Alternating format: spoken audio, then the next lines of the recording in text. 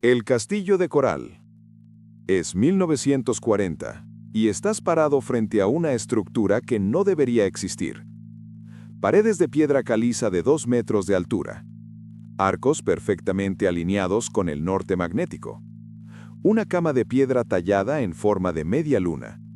Todo construido por un solo hombre, Edward Leeds Calnen, que pesaba menos de 45 kilos y que trabajó exclusivamente de noche, solo, entre 1923 y 1951 en Florida. Nadie lo vio trabajar. Cuando unos adolescentes intentaron espiarlo una noche, dijeron haber visto bloques de piedra flotando en el aire como globos. Ningún ingeniero contemporáneo pudo verificarlo. Leeds Calnen nunca usó maquinaria pesada ni contrató ayudantes.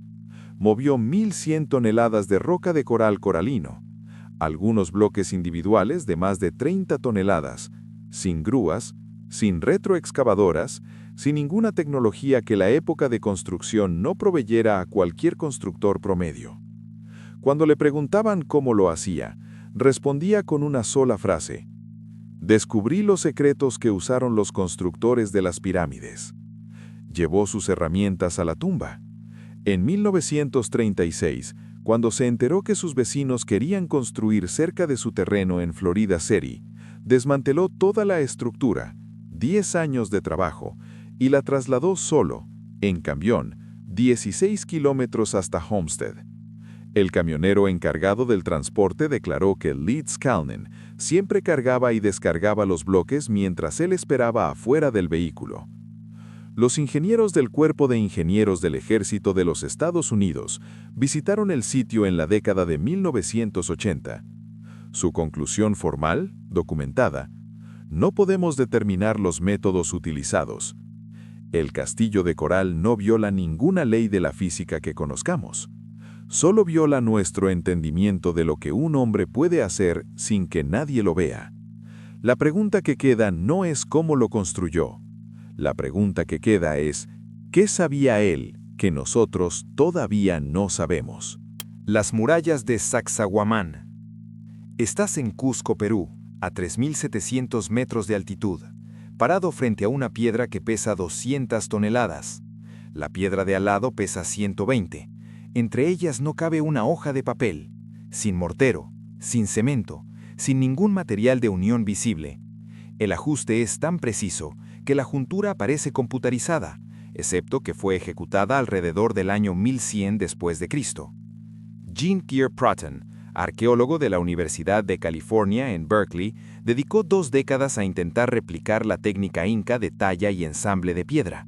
Lo documentó en su obra Inca Architecture and Construction at Ollantaytambo, 1993. Su conclusión: podía reproducir el tallado de superficies con herramientas de la época. No podía explicar el transporte. Las murallas de Sacsayhuamán están construidas con piedra andesita, extraída de canteras ubicadas a más de 30 kilómetros de distancia. Algunas teorías hablan de trineos de madera y rampas de tierra. Los cálculos de fricción y fuerza laboral requerida hacen que esas teorías sean plausibles, pero solo si se dispone de una logística de miles de personas coordinadas con precisión milimétrica durante décadas. Lo que ningún modelo logístico ha podido explicar es el ajuste entre bloques. Cada bloque tiene entre 10 y 20 caras irregulares, no paralelas, y encaja perfectamente con todos los bloques adyacentes. Para lograrlo con herramientas manuales, habría que medir, tallar, probar, volver a medir y volver a tallar cada bloque individualmente, un proceso que los cálculos de tiempo hacen casi imposible a la escala del sitio completo. El arqueólogo Gary Ayrton, Universidad de Harvard, ha documentado que los incas no tenían escritura convencional, usaban quipus, sistemas de nudos. No existe ningún registro escrito de cómo construyeron Sacsayhuamán. La única fuente son las crónicas españolas del siglo XVI, que describen 20.000 hombres arrastrando piedras. Lo que las crónicas no explican es cómo 20.000 hombres produjeron juntas de precisión submilimétrica en piedra de 200 toneladas. Estás frente a una muralla que lleva 900 años diciéndote que te estás perdiendo algo. Las grutas de Longyu.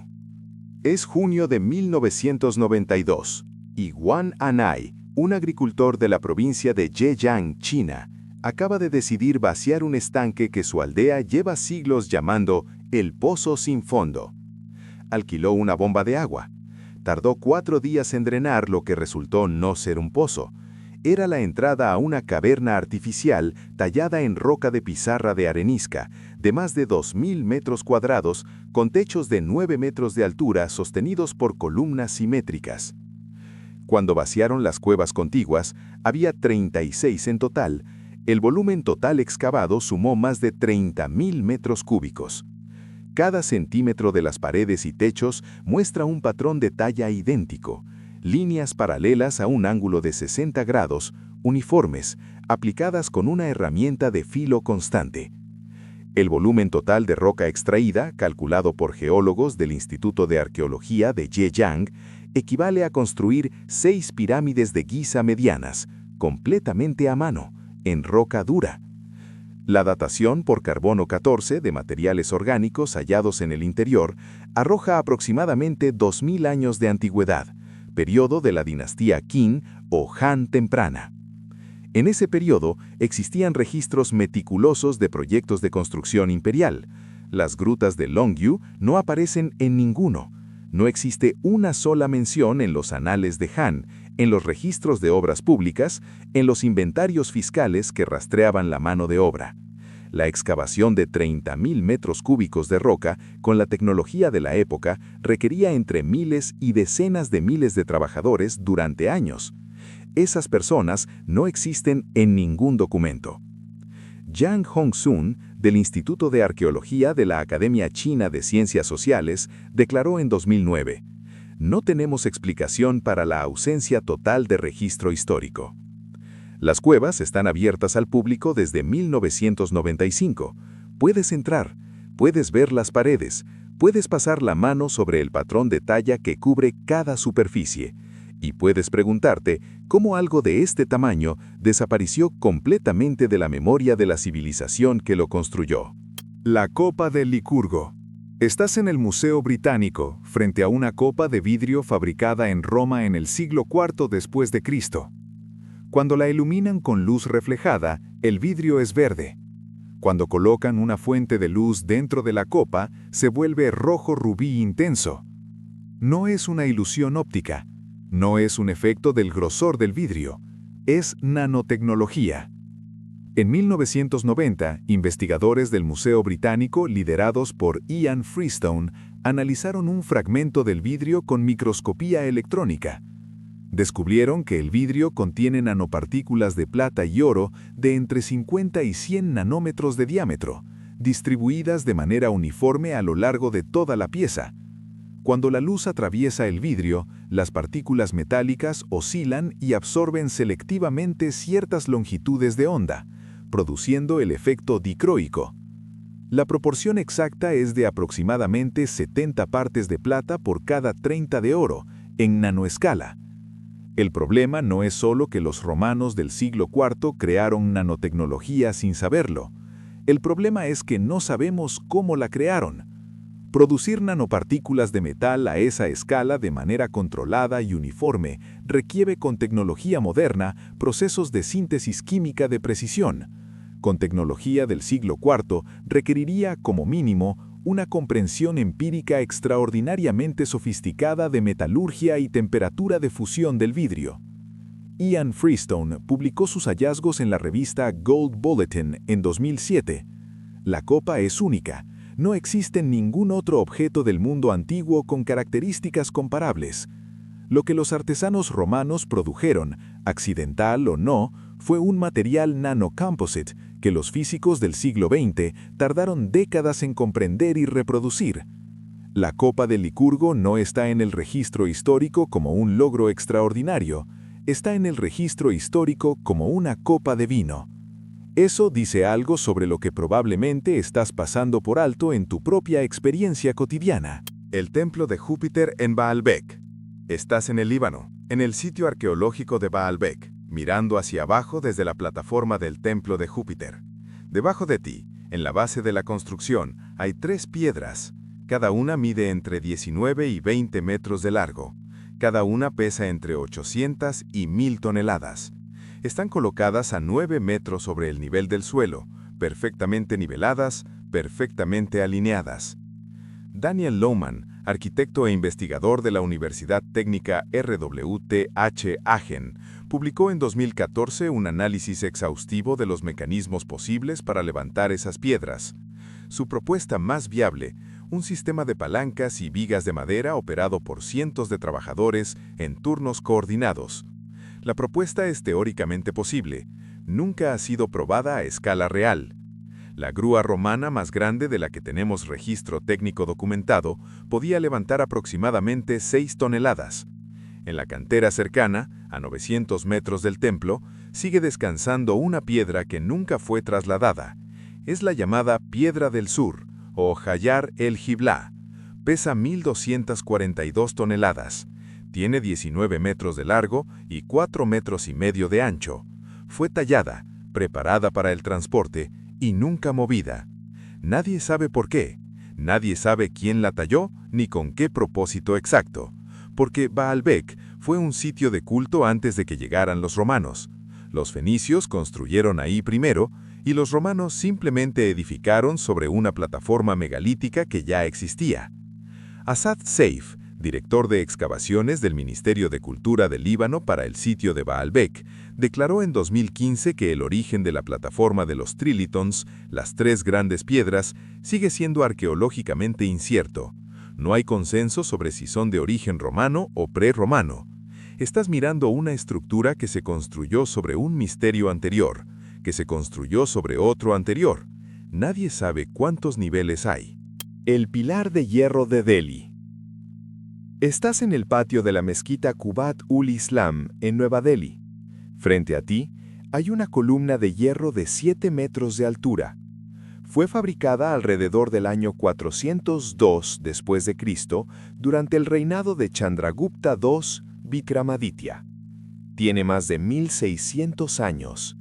No tiene una sola mancha de óxido visible.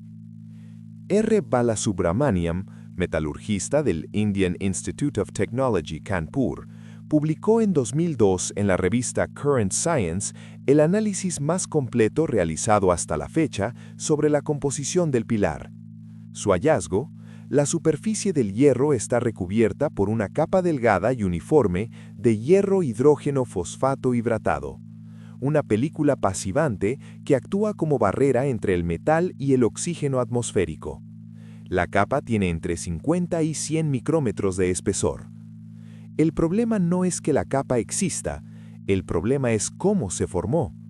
El hierro del pilar tiene un contenido inusualmente alto de fósforo, hasta 0.25% en masa, y un contenido inusualmente bajo de carbono y azufre. Esta composición específica, junto con el proceso de forja por percusión en caliente documentado en el análisis metalográfico, produjo las condiciones ideales para que la película pasivante se formara y se autorreparara durante siglos. La pregunta es, ¿sabían los metalurgistas del siglo V que eso iba a ocurrir?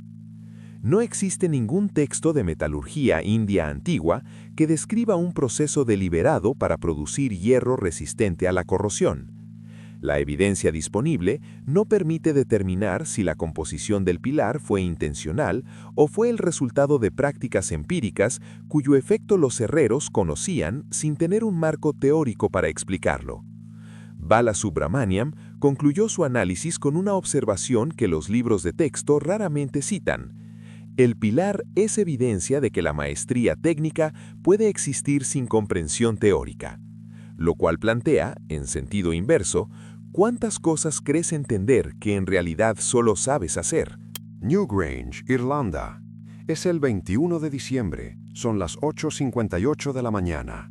Estás dentro de una cámara funeraria en el condado de Meath, Irlanda, rodeado por paredes de piedra que llevan 5.200 años en pie.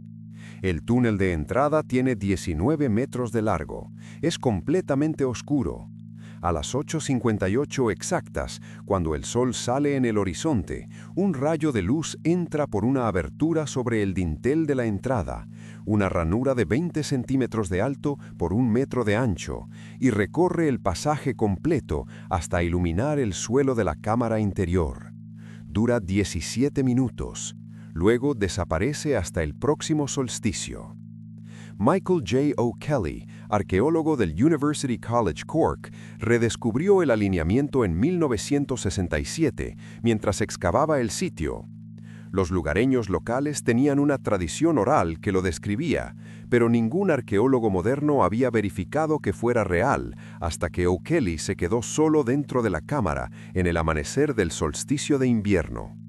Lo documentó en su obra Newgrange, Archaeology, Art and Legend, 1982.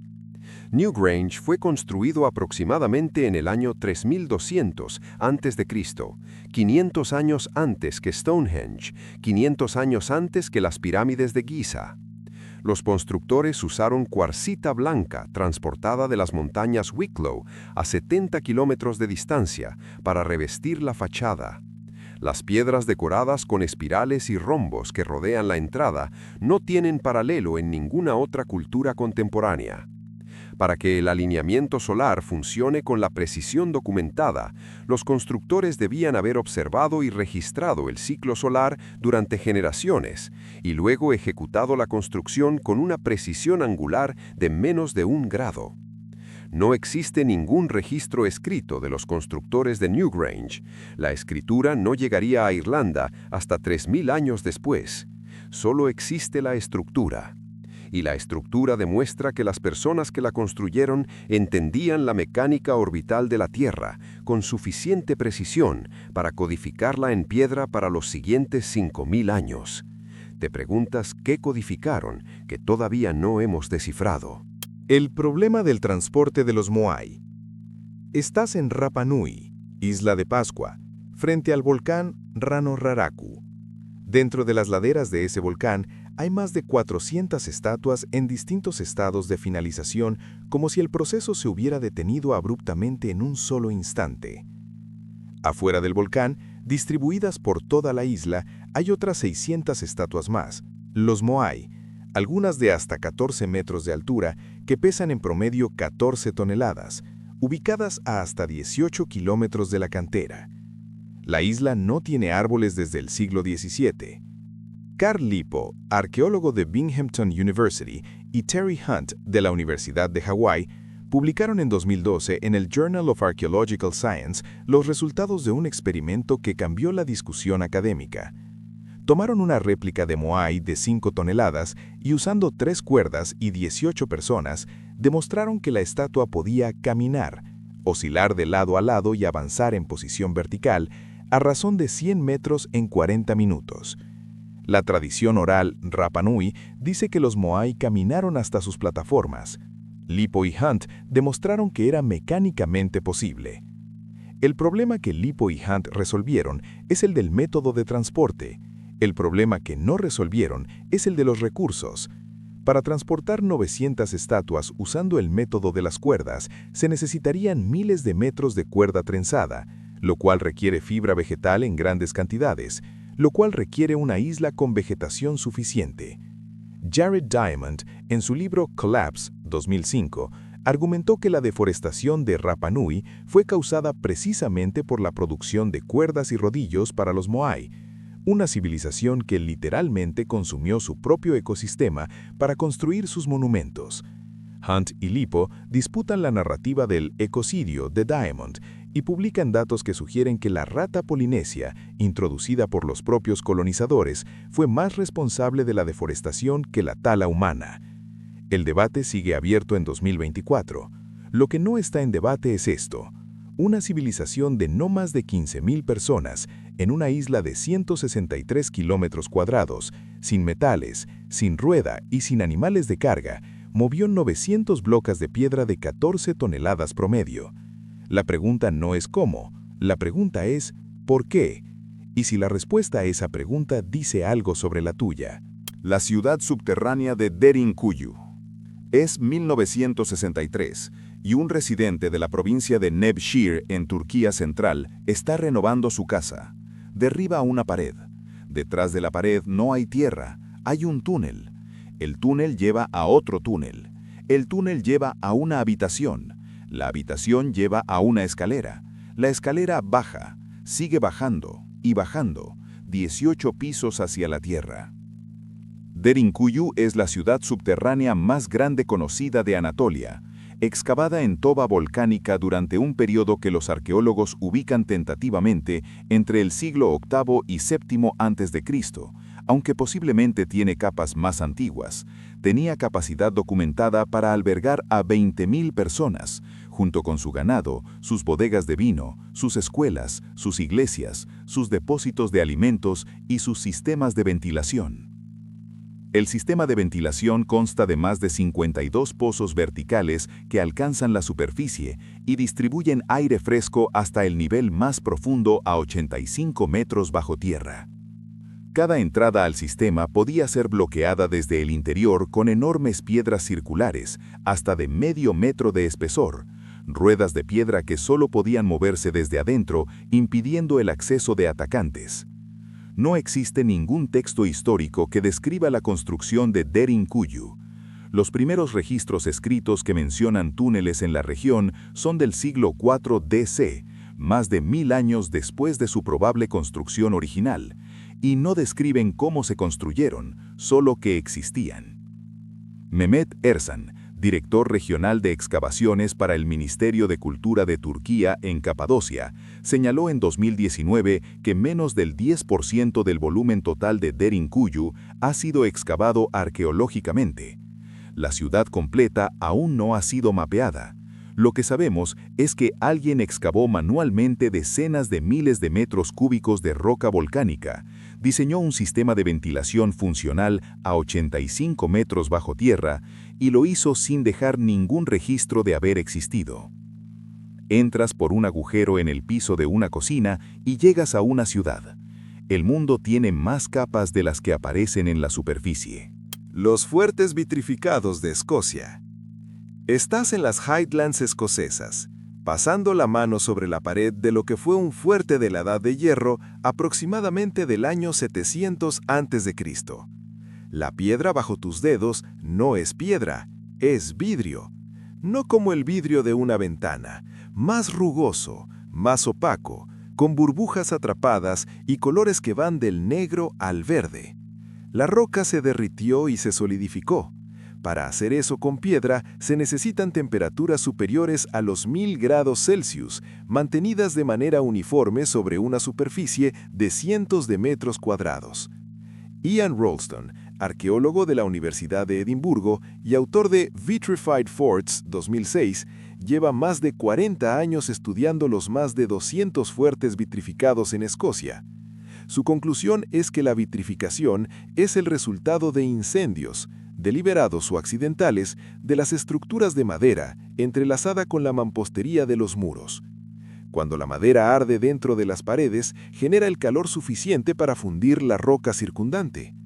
El debate no es si ocurrieron esos incendios, el debate es quién los provocó y por qué. Ralston y la corriente arqueológica dominante sostienen que los incendios fueron obra de atacantes que destruyeron los fuertes.